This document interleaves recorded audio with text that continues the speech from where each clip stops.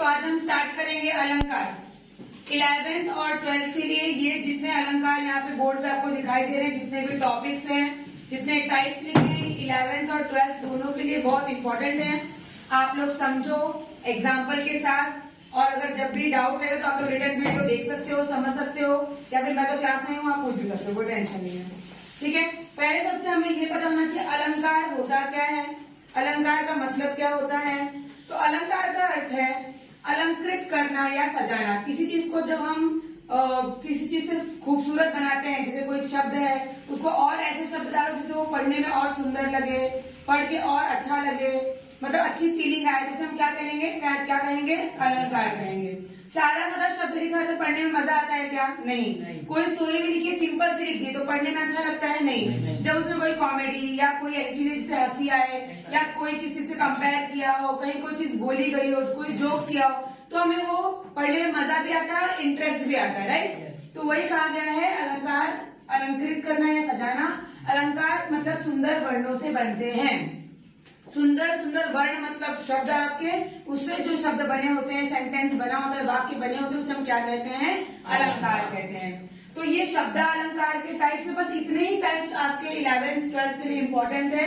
और ये अर्थालंकार, अलंकार के दो हैं, एक शब्द अलंकार और एक अर्थालंकार। शब्द अलंकार में अनुप्रास अलंकार, यमक अलंकार, श्लेष अलंकार, वक्रोक्ति, ये 4 टाइप है जो 11th और 12th के लिए इम्पोर्टेंट है।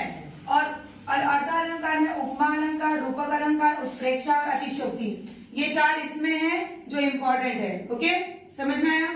तो फर्स्ट है अनुप्रास अलंकार। अनुप्रास अलंकार का अर्थ होता है एक ही शब्द या एक ही वर्ण का बार बार दोहर आना। वाक्य में एक ही शब्द या एक ही वर्ण का बार बार आना। What happened? क्या हुआ? बदबू आ रहा। जैसे कि पके पेड़ पर पका पपीता, तो प प प प प बार बार प आया। हम लोग इंग्लिश में बोलते हैं ना, जैसे कि green grass grow in the garden, तो जी जी जी। इंग्लिश में हम लोग इसको क्या बोलते हैं, एलिट्रेशन बोलते हैं, राइट ना। तो वैसे इसको अनुप्रास अलंकार बोलते हैं, एक ही शब्द या एक ही वर्ण का बार बार दोहराना। तो पके पेड़ पर पका पपीता, प प प प। समझ में आया? सेकेंड हमारा है यमक अलंकार। यमक अर्थात एक शब्द का प्रयोग 2 बार होना, पर दोनों बार उसका अर्थ अलग अलग होता है। यमक अलंकार का अर्थ है एक शब्द का प्रयोग 2 बार होता है। यमक अलंकार में एक शब्द का प्रयोग 2 बार होता है, लेकिन दोनों बार उसका अर्थ क्या होता है, अलग अलग होता है।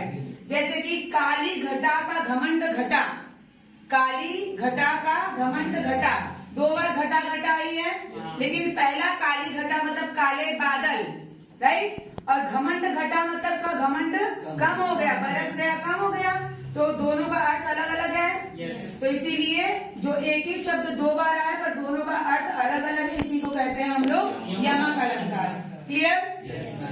थर्ड हमारा है श्लेष अलंकार। एक ही शब्द एक बार आए पर उसका अर्थ क्या हो, अलग अलग हो। एक शब्द को एक बार दिया है पर उसका अर्थ अलग अलग करके इस वाक्य में दिया हुआ, उसे हम क्या कहते हैं, श्लेष अलंकार। जैसे रहीमन पानी राखिए, रहीमन पानी, पानी एक ही बार आया, रहीमन पानी राखिए। उसके बारे में कहा गया है बिनु पानी सब सून, पानी गए न उभरे मोती मानुष चून, मतलब पानी की चमक, पानी की मासूमता, पानी के ही बारे में सारी चीजें अलग अलग तरीके से वहाँ वर्णन की गई है। पानी तो एक ही बार आता है, राइट ना, पर पानी के बारे में अलग अलग भिन्न भिन्न अर्थ बताए गए हैं।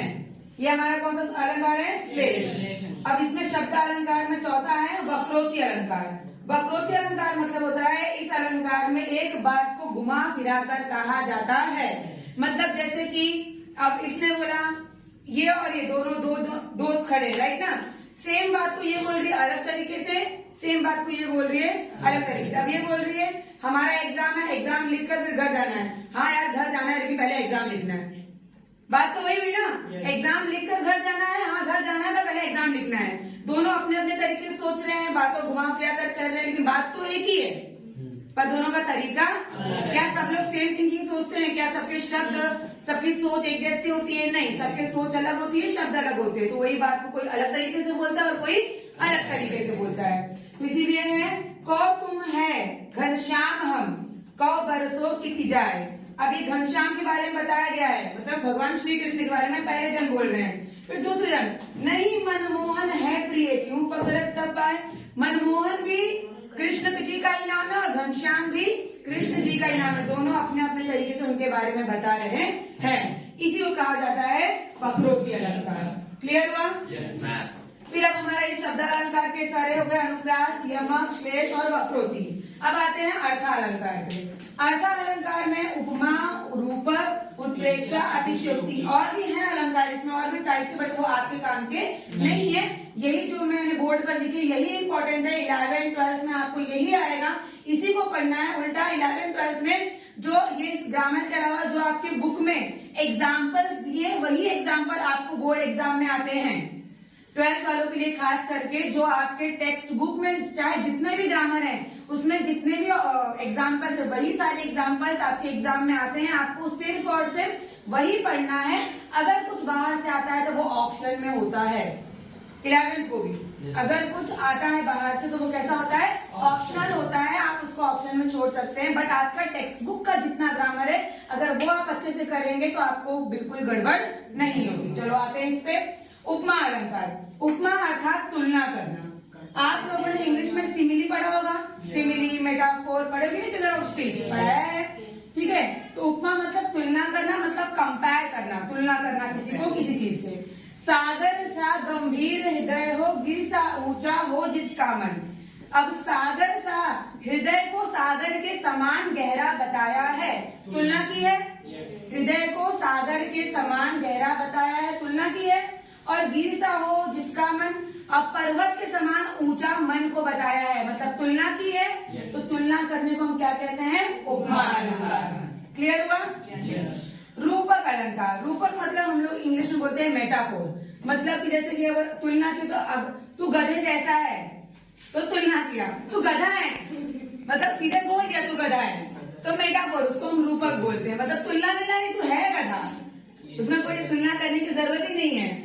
किसी को किसी के समान बताना, कोई अंतर न रखना, उसे हम क्या कहते हैं? रूपक अलंकार। पायो जी मैंने राम रतन धन पायो, ये नहीं बताया, ये नहीं बोल रहे कि राम के समान रतन पाया, ऐसा नहीं है। राम रतन धन ही पा लिया है, राम को ही रतन धन बोला गया है, इसमें कोई तुलना नहीं की है, डायरेक्ट राम को रतन धन बोला गया है। तो पायो जी मैंने राम रतन धन पायो, ये एग्जाम्पल है इसका। फिर थर्ड हमारा है उत्प्रेक्षा अलंकार।